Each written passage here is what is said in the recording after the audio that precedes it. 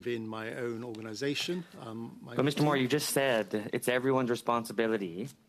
Everyone's responsibility, unless you're not in the ministry, to raise an alarm when they see mismanagement or bad practice. In this case, you're saying that you're not responsible because it was below your pay grade. It was below your authorization. No, At what point are officials such as yourself and others who are involved directly in ArriveCAN, privy to information of ArriveCAN, have access to the contracts of ArriveCAN, at what point do you actually say, this is unreasonable, this is not, Canadians can't expect this? Non-competitive contracts, contracts that have no tax authorizations, and even worse, there are instances where we don't even have information as to the contractors or how much they charged.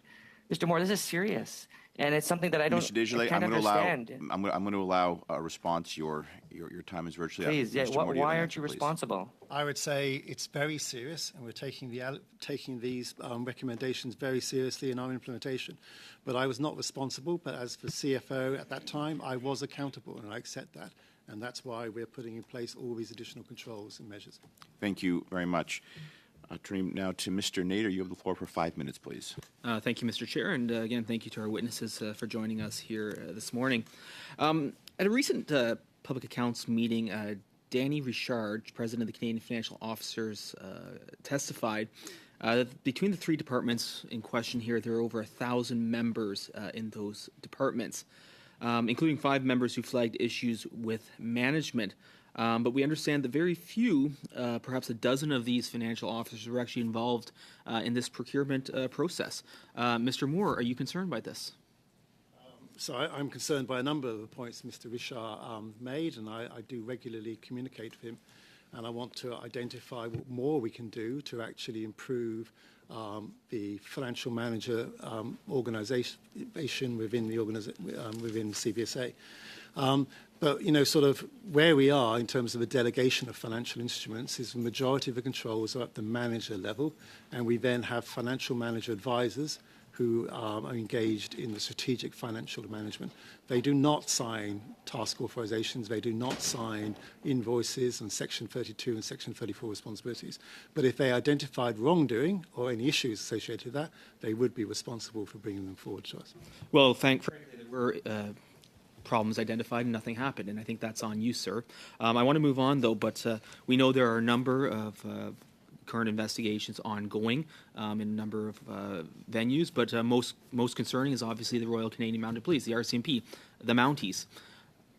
Our concern here is that Min Doan's emails have magically disappeared. The Chief Technology Officer couldn't save his emails, which is rather concerning, rather than perplexing, and I'm sure the RCMP are very intrigued and interested by that.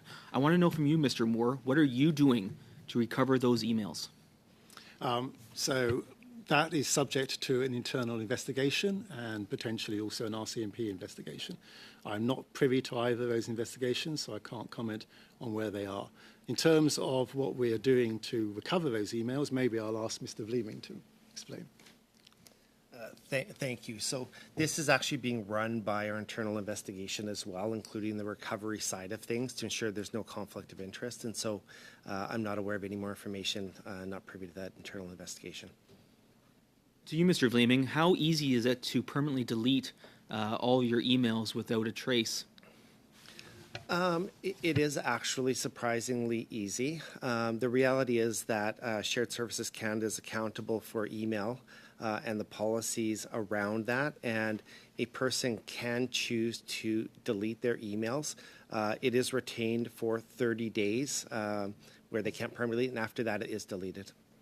Surprisingly easy. I am quite frankly shocked by the fact that the Government of Canada, with all the resources of the state behind it, cannot preserve the emails of someone in a position like Min Doan when there is a criminal investigation ongoing and these documents simply disappeared. I think that's incredibly concerning. I want to move on. Mr. Hayes, to you, in your opening comment, you echoed many of the concerns that were previously raised by yourself and by the Auditor General about lack of records, not having paper trails, just things not existing. We received a letter recently from the Department of Public Services and Procurement Canada, the supposed experts on procurement. And the Assistant Deputy Minister wrote this. On February 2nd, 2017, PSPC awarded a contract to GC Strategies for $24,977 through a supply arrangement for professional services to provide business and technical learning to PSPC employees using a new client relationship management system. A search of PSPC systems found references to the contract, including the total amount. However, the contract document itself was misplaced during a reorganization and relocation of hard copy files. So the department's supposed to be the experts on procurement is losing documents on procurement and on contracts. What's more, Treasury Board Secretariat, a central agency, wrote to us and said, on behalf of the Treasury Board Secretariat, we have a no response to expanded motion is provided, no response to GC Strategies, yet in the Public Accounts of Canada, it lists GC Strategies as having received an account or a contract for the Treasury Board Secretariat. So here we have two key agencies, neither of which can account for their own contracts with GC Strategies. Is that a concern from the Auditor General's office? We would expect that proper books and records are kept on contracts and on payments made under those contracts for the full period of the retention periods required by law. So obviously there are times where hard copies might be misplaced, and it's important to find them. We've constantly made recommendations and findings about the importance of good record management and accurate data collection. So yes, I would express concern over the fact that contract documents can't be located. Thank you very much. That's your time, Mr. Nader. Turn now to Ms.